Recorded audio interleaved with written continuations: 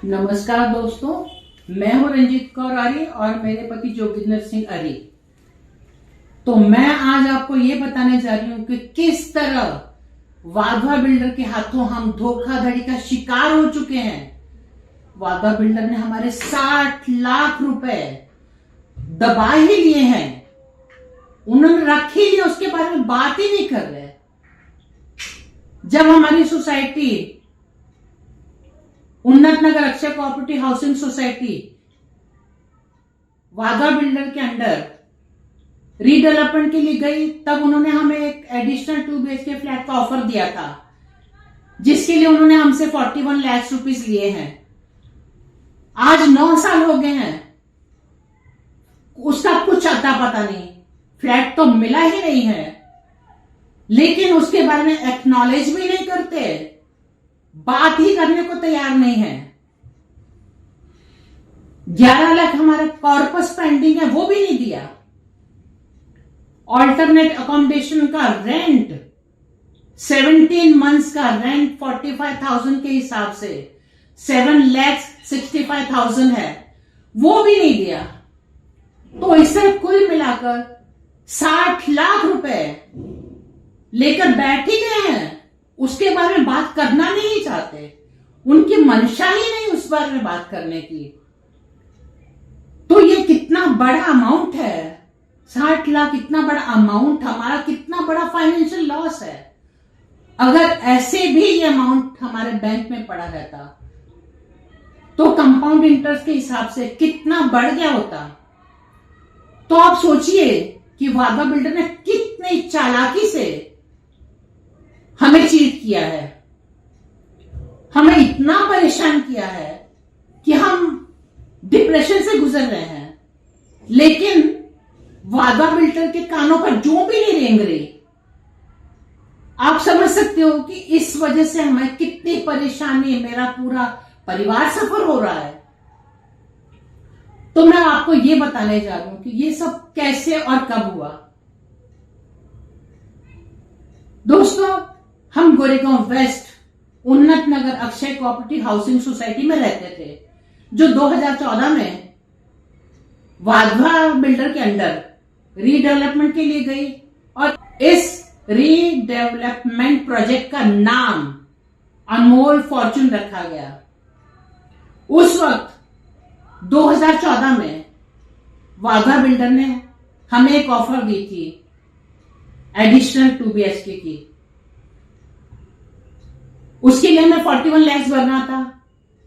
उन्होंने कहा कि अगर एडिशनल 2 BHK फ्लैट अगर कोई बुक करना चाहता है तो अपने फैमिली के किसी दूसरे मेंबर के नाम से हम बुक कर सकते हैं, जिसके लिए हमें 41 लाख रुपीस भरना था। और ये ऑफर हमें वाधवा बिल्डर ने हमारी सोसाइटी के थ्रू दी थी, इसलिए हमारे सोसाइटी के सेक्रेटरी और एक दूसरे मेंबर जो खुद भी बिल्डर हैं, दोनों हमारे घर आए। उन्होंने हमें इस ऑफर के बारे में बताया, उन्होंने कन्विंस किया कि आपको 2 BHK फ्लैट के लिए, 2 BHK flat with car parking के लिए सिर्फ 41 लाख भरने हैं, और कन्विंस किया कि आप हम पर भरोसा रखिए। लेकिन ये मैटर कॉन्फिडेंशियल है, वर्बल टर्म्स पे होना था, तो हमें उस वक्त थोड़ा डाउट हुआ, लेकिन फिर भी हमारे सेक्रेटरी साहब ने बार बार हमें आश्वासन दिया कि आप हम पर भरोसा रखिए। और हमारी एक एडिशनल फ्लैट की रिक्वायरमेंट भी थी, इसलिए हमने ये ऑफर एक्सेप्ट कर ली।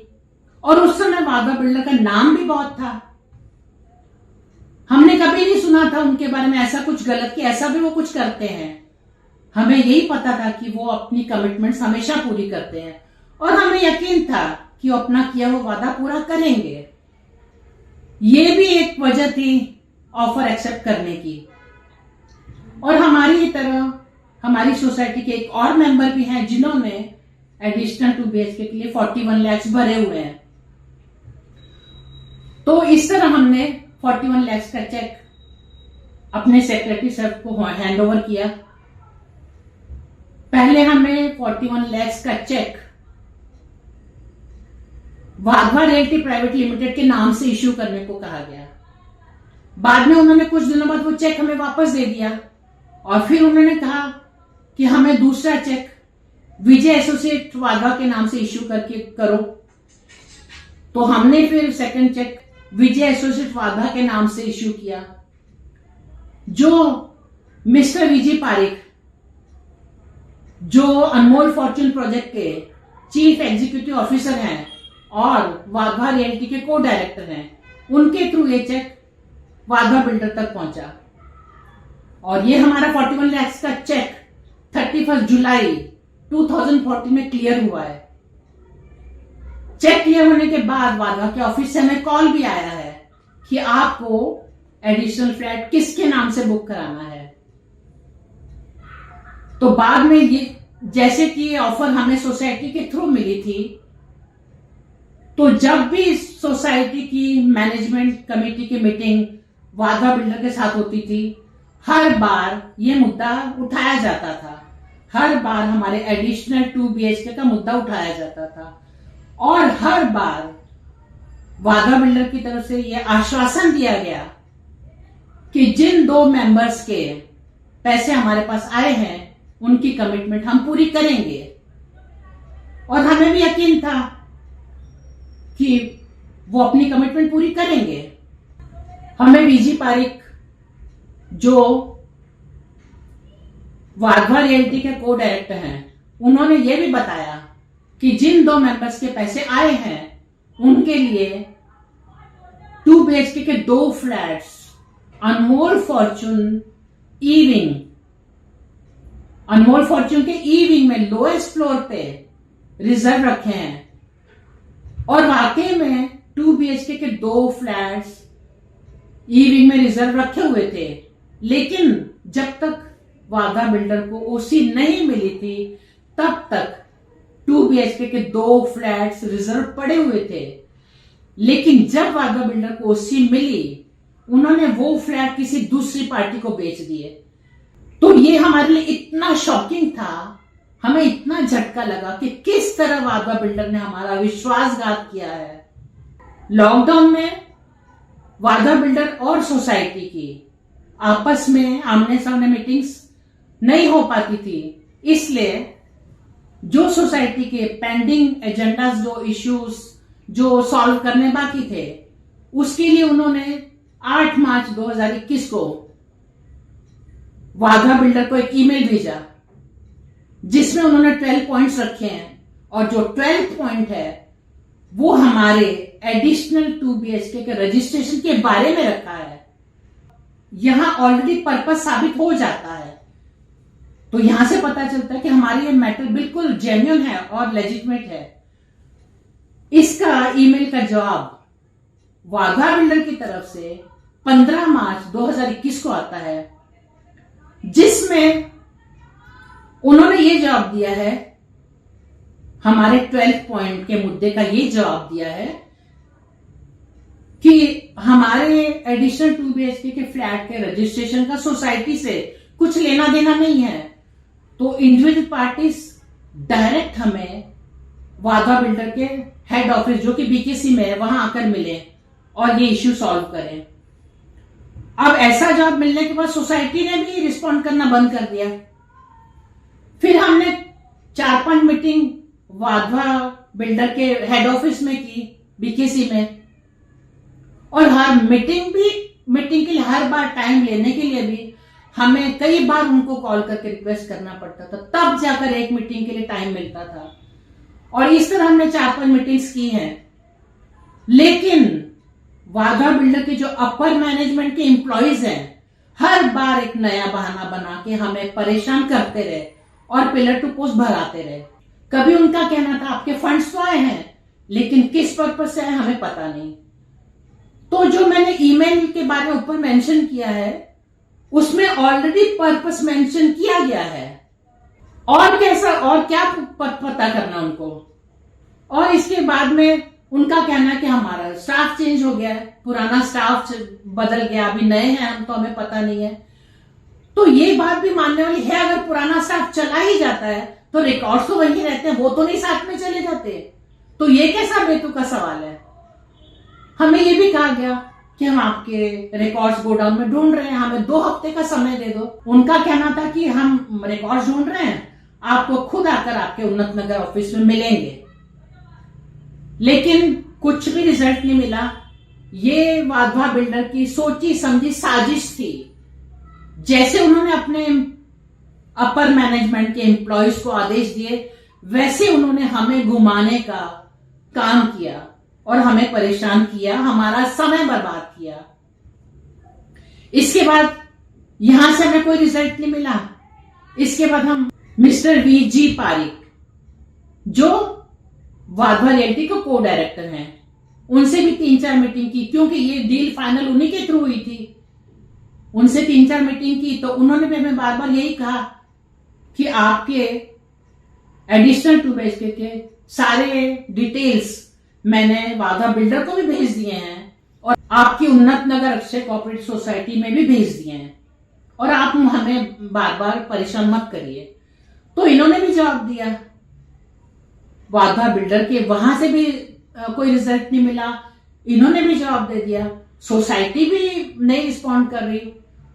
तो फिर हम परेशान हो गए। आप सोचिए कि हम कितना परेशान, किस सिचुएशन से गुजरे होंगे, ये कैसी सिचुएशन हमारे लिए रही होगी। फिर हमने परेशान होकर जगह जगह ठोकरें खाने के बाद वाधवा बिल्डर को एक लीगल नोटिस भी भेजा, जिसका इन्होंने हमें होल्डिंग रिप्लाई दिया, हमसे समय मांगा गया, लेकिन आज तक उसका भी कोई रिजल्ट नहीं मिला। हमारी बैंक स्टेटमेंट और सर्टिफिकेट क्लियरली ये मेंशन कर रहे हैं कि 41 लाख का ट्रांजैक्शन विजय एसोसिएट्स वाधवा के नाम से 31 जुलाई 2014 में हुआ है। और सोचने वाली बात यह है कि ये लोग हर साल अपने अकाउंट्स फाइल करते हैं, तो हमारे 41 लाख का अकाउंट कैसे फाइल नहीं हुआ? इनके बड़े बड़े प्रोजेक्ट्स बिना फाइलिंग के चलते हैं। इतने सालों से वो अमाउंट ये लोग यूज कर रहे हैं, लेकिन ये जानना जरूरी नहीं कि किस पर्पज से आया है, और ये इन्होंने इतना बड़ा अमाउंट किस ग्राउंड पे एक्सेप्ट कर लिया। सबसे बड़ी बात वो है, कैसे एक्सेप्ट किया। तो ये भी इनके जो बहाने, बेबुनियाद बातें इन्होंने बना बनाकर हमें परेशान कर दिया। तो दोस्तों, आप जान चुके हो कि वाधवा बिल्डर ने हमें परेशान करने की हदें ही पार कर दी हैं। उन्होंने हमें इतना परेशान किया, हर स्टेप पर उन्होंने परेशान किया है। तो आप अंदाजा लगाइए कि हम कितनी स्ट्रेसफुल और पेनफुल सिचुएशन से गुजर रहे हैं। हम दोनों वरिष्ठ नागरिक हैं। मैं 70 इयर्स की हूं, मेरे पति 77 इयर्स के हैं। हमारे प्रति संवेदनशील होने की बजाय वाधवा बिल्डर ने इसी बात का फायदा उठाया है। हम आज तक सोसाइटी के किसी काम में या वाधवा बिल्डर के किसी काम में कभी आड़े नहीं आए। हमारी वजह से उन्हें कभी कोई असुविधा नहीं हुई। फिर भी हमें आज ये सिला मिला है कि हम इस तरह परेशान हो रहे हैं। तो मैं ये जानना चाहती हूं कि इनके इतने बड़े बड़े प्रोजेक्ट जो खड़े हैं, वो क्या हम जैसे वरिष्ठ नागरिकों का हक मारकर उनकी नींव रखी जाती है, या इनकी कमियों की भरपाई आम लोगों के पैसों से की जाती है? इस तरह परेशान करना क्या इनके लिए जायज है? क्यों हमारे साथ ऐसा हुआ है? ये बेइंसाफी हमारे साथ क्यों हुई है? इनको लगता है कि ये बड़ी बड़ी कंपनी है तो इनका कोई क्या बिगाड़ लेगा। हम तो वरिष्ठ नागरिक हैं, तो इनको यही लगता है कि ये क्या कर लेंगे, हमारा क्या बिगाड़ लेंगे, कितना भागेंगे हमारे पीछे। लेकिन उनका ये सोचना बिल्कुल गलत है। हम पीछे नहीं हटेंगे, अपने हक के लिए जरूर लड़ेंगे। हम उनसे अपना हक मांग रहे, कोई खैरात नहीं मांग रहे। तो दोस्तों, आप जान चुके हो कि हम किस तरह परेशान हो चुके हैं। तो इस चैनल के माध्यम से मैं आपको सचेत करना चाहती हूं। वाधवा बिल्डर के कई बड़े बड़े प्रोजेक्ट्स जो खड़े हो चुके हैं, रेडी हो चुके हैं, उनमें फ्लैट्स की बुकिंग हो रही है। तो मैं आपको इस चैनल के माध्यम से सचेत करना चाहती हूं कि आप सावधान रहें, सूझबूझ से काम रहें और अपने कदम सोच समझ कर उठाएं। हमें आज इस मोड़ पर वाधवा बिल्डर ने खुद पहुंचाया है। उन्होंने खुद हमें आवाज उठाने पर मजबूर किया है। जिस तरह हम परेशान हुए हैं, आप उस चक्कर में ना फंसे। मैं चाहती हूं वाधवा बिल्डर जिस तरह अपनी कमिटमेंट्स हमेशा पूरी करते आए हैं, आज भी उनकी रेपुटेशन उसी तरह बरकरार रहे। और अगर वो मेरी बात सुन रहे हैं तो इस बात पर गौर करें और उचित निर्णय लें और अपना किया हुआ वादा पूरा करें। तो दोस्तों, जब तक हमें जस्टिस नहीं मिलता, हम इस तरह के वीडियोस अपलोड करते रहेंगे। वाधवा बिल्डर की तरफ से इस प्रोजेक्ट में जो इनकंसिस्टेंसी और लैक ऑफ ट्रांसपेरेंसी दिखाई गई है, जिस वजह से हम आज तक परेशान हो रहे हैं, अगर जनरली भी हम बात करें तो इस प्रोजेक्ट के साथ बहुत सारी मेल प्रैक्टिसेस जुड़ी हैं जो हम बारी बारी हाईलाइट करेंगे। तो दोस्तों, हमारी आपसे विनम्र विनती है कि आप इस वीडियो को ज्यादा से ज्यादा शेयर करें, ज्यादा से ज्यादा लोगों तक पहुंचाएं ताकि हमें इंसाफ मिल सके। तो मिलते हैं अगले वीडियो में। धन्यवाद। जय महाराष्ट्र, जय हिंद, जय जवान, जय किसान।